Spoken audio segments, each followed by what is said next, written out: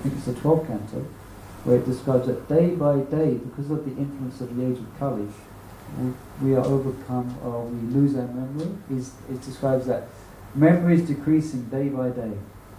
Anyone experience that? Yeah.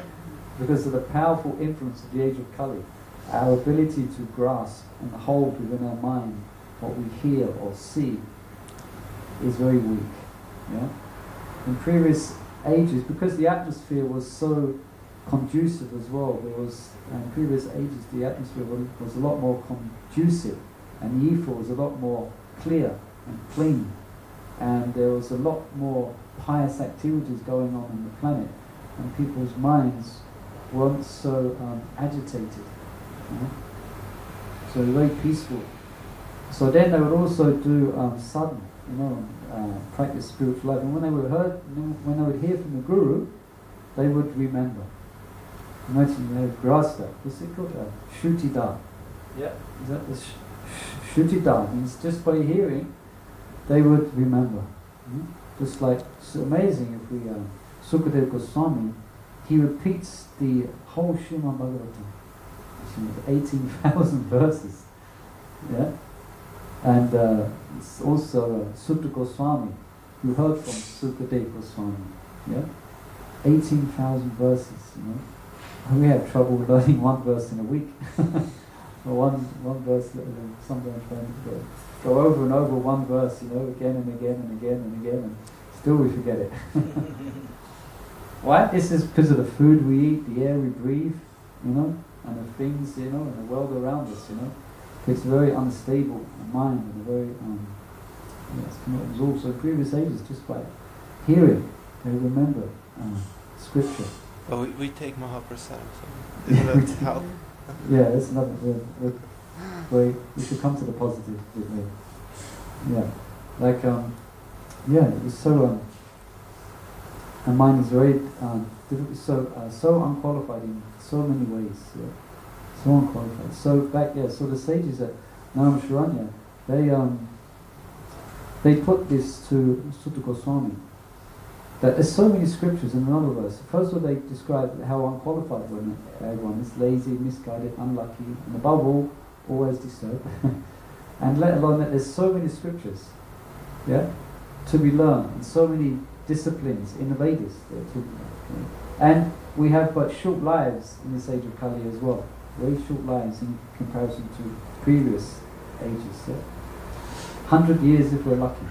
I mentioned before. If you live to 100 years, you'll get a letter from the Queen saying congratulations, you made it. But how many people do we know? You may have heard of someone, or someone's great aunt, or somewhere in the distance someone lived to 100, but generally not. Generally we might lucky if we live to 30. So we're lucky. My uncle's grandmother was. Your uncle is how? Yeah, my uncle's grandmother was was 100. 100. There you go. Peter's uncle's grandmother. So it's right. So they have but short lives. Yeah. So how can we possibly and describes in Bhagavatam as well, over all those of that 100 years that one may have, one has to sleep. It describes, isn't it? It's a description. One has to sleep practically. If you're sleeping, some people sleep 12 hours a day. So they're sleeping half their life. Or they may sleep 8, 9, or 10 hours a day. So it's so many years taken off that 100. Then they have to go to school, isn't it? You go to school and study, and there's so many years, and then after that they have to toil, and then there's work, and then there's family, and then there's this and that, and this and that, and then 1 year, 20 years comes. So what's the balance of time left to study all the Vedic scriptures? And not only that, is not the time. One doesn't have the qualification to actually be able to penetrate and enter Veda and actually understand it. You can try reading. You have a look at some Puranas or some Upanishads and try and just read it. Read it once, read it twice, read it 3 times, read it 10 times, trying to understand what's being said, and it's just like you can't understand it. It's so elevated.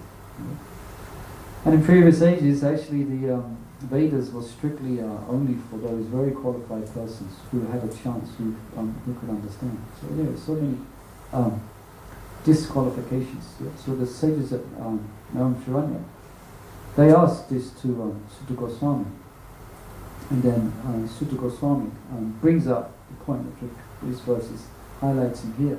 So yes, but by chanting, hearing and chanting about, directly hearing and chanting about Krishna, yeah? Hearing and chanting about His glories, then although we're so unqualified, we can become qualified. And this here, I don't know if you caught note here, is in the purple. Prabhupada mentioned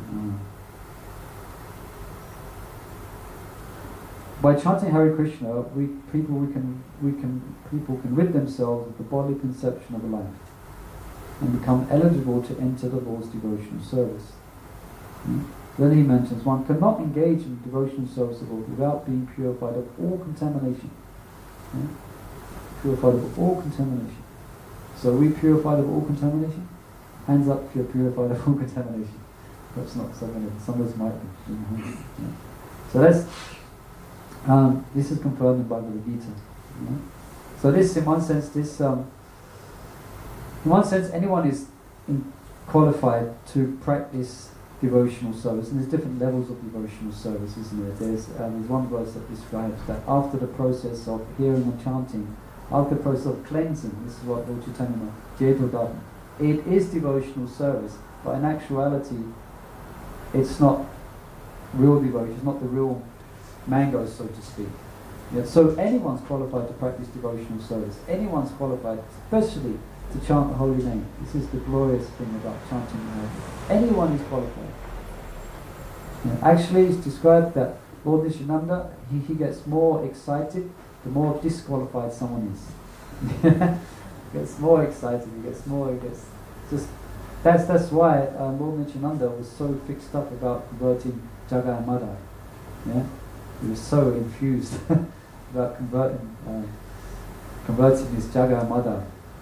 Because he knew that Lord Chaitanya would be, they should get Lord Chaitanya's mercy, they should chant the holy name. You know? And if you read in, there's a synopsis is given in Chaitanya Charitamrita of that Leela, but more details given in Chaitanya Bhagavat. Yeah?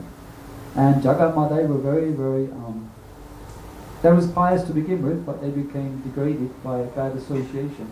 And they was very, very, very, very debauched persons actually. Yeah, they would, won't go into so much detail, but for instance, they would burn the houses of brahmanas down. Yeah, it's not so bad. It's bad, but they would burn them with the brahmanas inside. Yeah, they would assault and kill the brahmana, and then assault the daughter. They were drunkards and of the worst kind. Yeah? So Lord Nityananda, they was the classic. Classic examples, Kali Yuga. Yeah? And Prabhupada said that in this, everyone is Jagai Madai, isn't it? Prabhupada said in this Kali Yuga. But Lord Nityananda, back to this point, that Lord Nityananda was very keen. Yeah? And we know the story that he actually converted them, yeah, by his powerful influence, yeah, by his great compassion. Yeah? They actually had a change of heart. Yeah? Jagai Madai had a change of heart. Yeah? And it goes on in Chaitanya Bhagavat describing how either Jagai or Madai, they was actually Lord Chaitanya, he gave them to the care of Lord Nityananda. Yeah, when they surrendered, he said, "They are your men," so you take care of them. But still, because of the one of the things they did to appease, because although they received the mercy of the Lord Chaitanya, they still felt themselves, the weight of what they had did before that time weighed on them so heavily.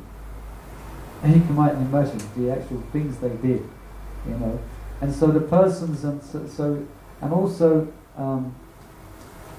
some persons didn't have faith in their conversion.